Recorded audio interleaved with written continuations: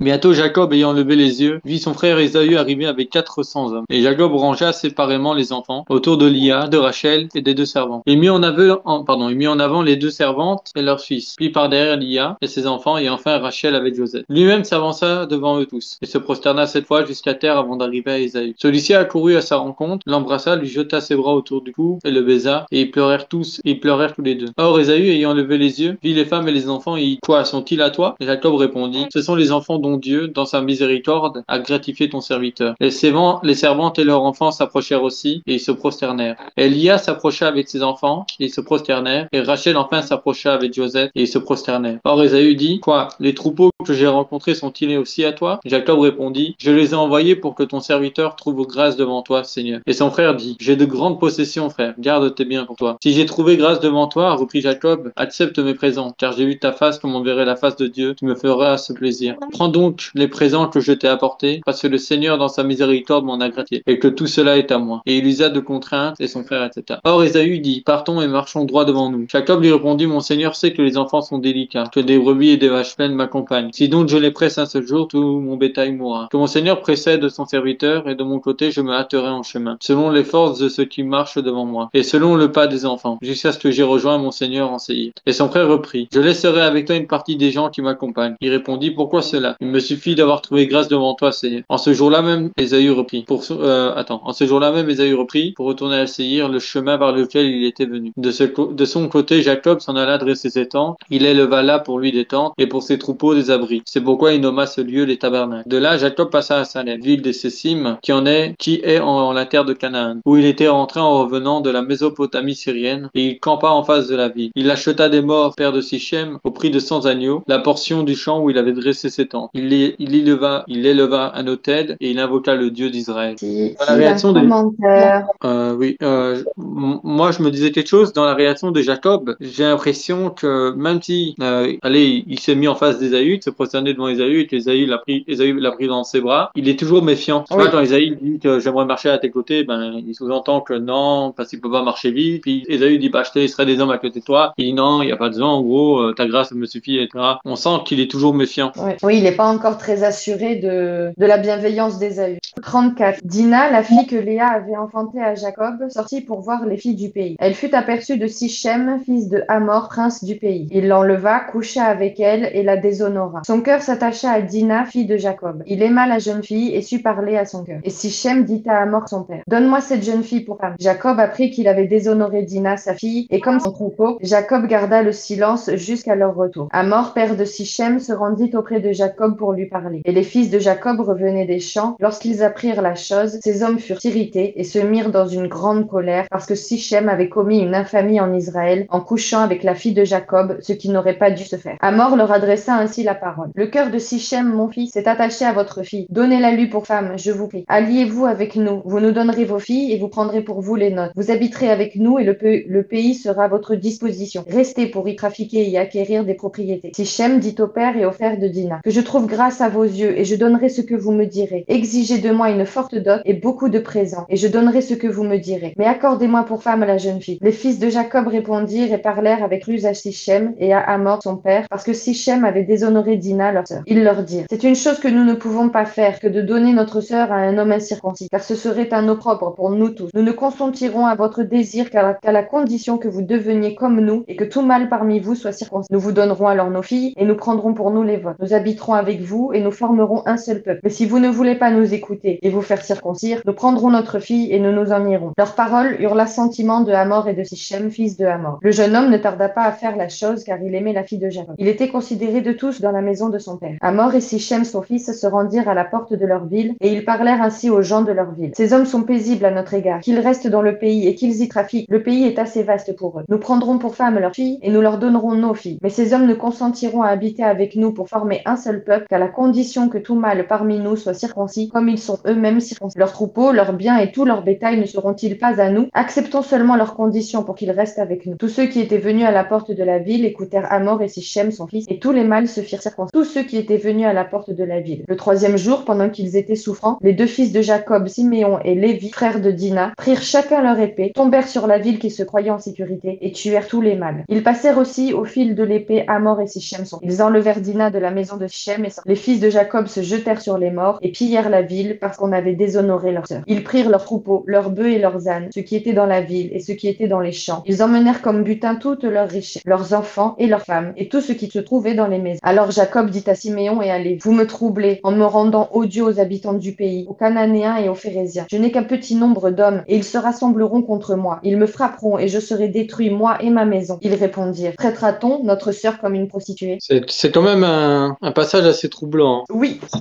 on dirait des yeux de notre époque que Jacob ne consent pas mais accepte la situation de Dina parce qu'il a peur des représailles. Ouais, ouais. Et puis, je crois, l'idée de les circoncire, ça a été fait exprès, dans le but justement qu'ils soient dans la souffrance et que les deux frères puissent les tuer ensuite. Oui, c'est ça. Je pense que c'est une chose qu'ils ont prémédité. Après, là où je trouve que c'est pas juste, s'ils auraient fait du mal, imaginons que au gars qui a abusé de sa sœur et voilà, parce que finalement, il y a que lui qui a commis le mal. Le père, tout ce qu'il a essayé de faire, c'est racheter la faute de son fils. Et la ville, tout ce qu'elle a fait, c'est se soumettre à l'autorité du père du gars et de son fils. Mais eux, ils ont Ouais. massacré toute la ville en emmenant les femmes, etc. Donc, sur ce point-là, c'est vrai que c'est pas mérité du tout Oui, là, ils ont rendu au centuple. que ils les ont circoncis, donc d'une manière involontaire, ils les ont fait rentrer dans l'alliance avec Abraham, parce que Mm. l'alliance était que tu devras circoncire tout mâle. Donc ils ont été circoncis, ils sont rentrés dans l'alliance finalement pour être massacrés de cette manière-là. Oui, pour être massacrés grâce à la circoncision. En plus. Jacob, il leur reproche même pas ça, en fait. Jacob, il a juste peur que C'est ça. Ouais, il a l'écho de juste peur de la l'histoire vengeance. s'ébruite, ouais, Ouais. voilà, et que les nations le terrassent à cause de ça. Après, ce que je me suis longtemps posé comme question aussi, c'est comment ils ont fait à deux pour quand même abattre au tranchant de l'épée toute une ville. Je veux dire, à quel moment le voisin n'a pas entendu un cri ou à quel moment les gens ne se sont pas affolés, tu vois? Mais Je je veux pense dire, pas qu'ils étaient vraiment seuls, hein. Je pense qu'ils ont dû emmener leurs serviteurs. Et parce qu'après, il y a écrit que les fils de Jacob se jetèrent sur les morts et pillèrent toute la ville. Donc à deux, tu peux pas tuer tout le monde et piller toute la ouais, c'est ville, ça. emmener tous les enfants, toutes les femmes. Tu peux pas emmener tous les animaux juste à deux, quoi. C'est pas possible. Donc ils ont dû emmener leurs esclaves avec eux pour cette attaque, je pense. Si vous voulez. Vas-y. Dieu dit à Jacob, lève-toi, monte à Bethel et installe-toi là-bas. Tu y construiras un autel en l'honneur du Dieu qui t'est apparu lorsque tu fuyais ton frère Ésaü. Jacob dit à sa famille et à tous ceux qui étaient avec lui, enlevez les dieux étrangers qui sont au milieu de vous, purifiez-vous et changez de vêtements. Nous nous lèverons et nous monterons à Bethel. Là, je construirai un autel en l'honneur du Dieu qui m'a répondu lorsque j'étais dans la détresse et qui a été avec moi pendant le voyage que j'ai fait. Ils donnèrent à Jacob tous les dieux étrangers qui étaient en leur possession et les anneaux qui étaient à leurs oreilles. Jacob les enfouit sous les térébinths qui se trouvent près de Sichem. Ensuite, ils partirent. La terreur de Dieu se propagea dans les villes qui les entouraient et l'on ne poursuivit pas les fils de Jacob. Jacob arriva ainsi à Luz, dans le pays de Canaan, c'est-à-dire Bethel, avec tous ceux qui l'accompagnaient. Il y construisit un autel et il appela cet endroit El Bethel, car c'est là que Dieu s'était révélé à lui lorsqu'il fuyait son frère. Déborah, la nourrice de Rebecca, mourut. Elle fut enterrée au-dessous de Bethel, sous le chêne que l'on a appelé chêne des pleurs. Dieu apparut encore à Jacob après son retour à Padan Aram et il le bénit. Dieu lui dit, ton nom est Jacob. Tu ne seras plus appelé Jacob, mais ton nom sera Israël ou Yashar Al. Il lui donna ainsi le nom d'Israël ou de Yashar Al. Dieu lui dit, je suis le Dieu Tout-Puissant, prolifère et multiplie-toi, une nation et tout un groupe de nations seront issus de toi et des rois naîtront de toi. Je te donnerai le pays que j'ai donné à Abraham et à Isaac et je donnerai ce pays à ta descendance après toi. Puis Dieu s'éleva au-dessus de lui à l'endroit où il lui avait parlé. Jacob dressa un monument à l'endroit où Dieu lui avait parlé, un monument de pierre sur lequel il fit une offrande de vin et versa de l'huile. Jacob appela Bethel l'endroit où Dieu lui avait parlé. Ils partirent de Bethel. Il y avait encore une certaine distance jusqu'à Ephrata lorsque Rachel accoucha. Elle eut un accouchement pénible. Pendant les douleurs de l'accouchement, la sage-femme lui dit, n'aie pas peur car tu as encore un fils. Alors qu'elle allait rendre l'âme car elle était mourante, elle lui donna le nom de Ben-Oni, mais son père l'appela Benjamin. Rachel mourut et fut enterrée sur le chemin d'Ephrata, c'est-à-dire Bethléem. Jacob construisit un monument sur son tombeau. C'est le monument du tombeau de Rachel qui existe encore aujourd'hui. Israël partit et dressa sa tente après Migdal-Eder. Pendant qu'Israël résidait dans cette région, Ruben alla coucher avec Bila, la concubine de son père, et Israël l'a pris. Les fils de Jacob étaient au nombre de 12, les 12 tribus. Fils de Léa, Ruben, le fils aîné de Jacob, Siméon, Lévi, Judas, Issachar et Zabulon. Fils de Rachel, Joseph et Benjamin, fils de Bila, la servante de Rachel, Dan et Nephtali, fils de Zilpa, la servante de Léa, Gad et Azer. Voilà quels sont les fils de Jacob, ceux qui lut, à Padan Aram. Jacob arriva vers son père Isaac à Mamré, près de Kirjat Arba, c'est-à-dire Hébron, où Abraham et Isaac avaient séjourné en étranger. Isaac vécut 180 ans, il expira et mourut. Il alla rejoindre les siens alors qu'il était âgé, ressaisé de jours. Et ce furent ses fils Ésaü et Jacob qui l'enterraient. Amen. C'est très intéressant. Ouais. Ceux qui sont issus de Bila, la servante de Rachel, elles sont plus dans Apocalypse, non? Les trucs. Ou il y a une parole de Jésus aussi, comme ça, non? Terre de Nephtali, de Zabulon. Oui, il y a une parole de Jésus sur ça. C'est possible, mais j'avais pas de souvenir, malheureusement. Bon, je vais lire le 36. Voici les générations d'Ésaü, le même qu'Édom. Ésaü prit ses femmes parmi les filles des Cananéens. Ada, fille d'Élom était un, et Olibéma, fille d'Anna, fils de Sébélion, était un. Et Basmath, fille d'Ismaël, sœur de Nabéot. Ada lui enfanta Eliphaz, et Basémath Radiel. Olibéma enfanta Jéhul, Jéglon et Coré. Tels sont les fils d'Ésaü, d'Ésaü qui lui naquirent dans la terre de Canaan. Ensuite Ésaü prit ses femmes, ses fils, toutes les personnes de sa maison, et tout ce qui lui appartenait, et tous ses bestiaux, et tout ce qu'il avait acquis, et tout ce qu'il s'était approprié dans la terre de Canaan. Et Ésaü sortit de la terre de Canaan, s'éloignant de la face de son. Leur avoir était trop considérable pour qu'ils demeurassent ensemble. Et la terre de leur parcours ne pouvait pas les recevoir tous deux, à cause de la multitude de leurs possessions. Ésaü habita donc en la montagne de Séir. Voici les générations d'Ésaü, le même Édom, père des Édomites, en la montagne de Séir. Et voici les noms des fils d'Ésaü. Eliphaz, fils d'Ada, femme d'Ésaü, et Radiel, fils de Basmath, femme d'Ésaü. Eliphaz eut pour fils Théman, Omar, Sophar, Gatam et Sénès. Tamna fut la concubine d'Eliphaz, fils d'Ésaü, et elle lui enfanta Anialek. Tels sont les fils d'Ada, femme d'Ésaü. Et voici les fils de Radiel, Nakot, Zaré, Somé, Mosé. Tels sont les fils de Basmath, femme d'Ésaü. Et voici les fils d'Olibéma, fille d'Anna, fils de Sébélion, femme d'Ésaü, Jéhu, Jéglon et Coré. Voici les chefs fils d'Ésaü, fils d'Eliphaz, premier-né d'Ésaü, le chef Théman, le chef Omar, le chef Sophar, le chef Sénès, le chef Coré, le chef Gatam, le chef Amalek. Ces chefs sont nés d'Eliphaz en la terre d'Idumée. Ce sont les fils d'Ada, femme d'Ésaü. Et voici les fils de Radiel, fils d'Ésaü, le chef Nakot, le chef Zaré, le chef Somé, le chef Mosé. Ces chefs sont nés de Radiel en la terre d'Édom. Ce sont les fils de Basmath, femme d'Ésaü. Et voici les fils d'Olibéma, femme d'Ésaü, le chef Jéhu, le chef Jéglon, le chef Coré. Ces chefs sont nés d'Olibéma, femme d'Ésaü. Quels sont les chefs nés d'Ésaü? On les appelle aussi fils d'Édom. Et voici les fils de Séir, Boréens, habitant la contrée, Lotan, Soban, Sébédon, Anna, Lison, Hazar et Rison. Ces chefs des Oréens sont nés du fils de Séir en la terre d'Édom. Et les fils de Lotan furent Ori et Réman. Tamna fut sœur de Lotan. Voici les fils de Sobal, Golani, Manakat, Ebal, Sophar et Omar. Voici les fils de Sébélion, Aïja et Anna. C'est cet Anna qui trouva Yamin dans le désert, comme il paissait les bêtes de somme de son père. Voici les enfants d'Anna, Dison et Olibéma, fille d'Anna. Et voici les fils d'Ison, Amada, Asban, Itran et Aran. Voici les fils d'Azar, Balam, Zakavi et Yukam. Voici les fils de Rison, Rus et Aran. Et voici les chefs des Oréens, le chef Lotan, le chef Sobal, le chef Sébédon et le chef Anna, le chef d'Ison, le chef Hazar, le chef Dison, et puis le chef Rison. Tels sont les chefs des Oréens en leur commandement dans la terre d'Édom. Et voici les rois qui ont été régnés en Édot avant qu'un roi régnât en Israël. En Édom régna Balak, fils de Béor. Le nom de sa ville était Balak mourut, Jobab mourut, et à sa place régna Azom, de la terre de Théman. Azom mourut, et à sa place régna Hadad, fils de Barat, qui bâtit Madian dans la plaine de Moab. Le nom de sa ville est Gitaïm. Hadad mourut, et à sa place régna Samada de Maseka. Samada mourut, et à la place régna Saul de Rubout, celle qui est auprès du fleuve. Saul mourut, et à sa place régna Balanan, fils d'Akobor.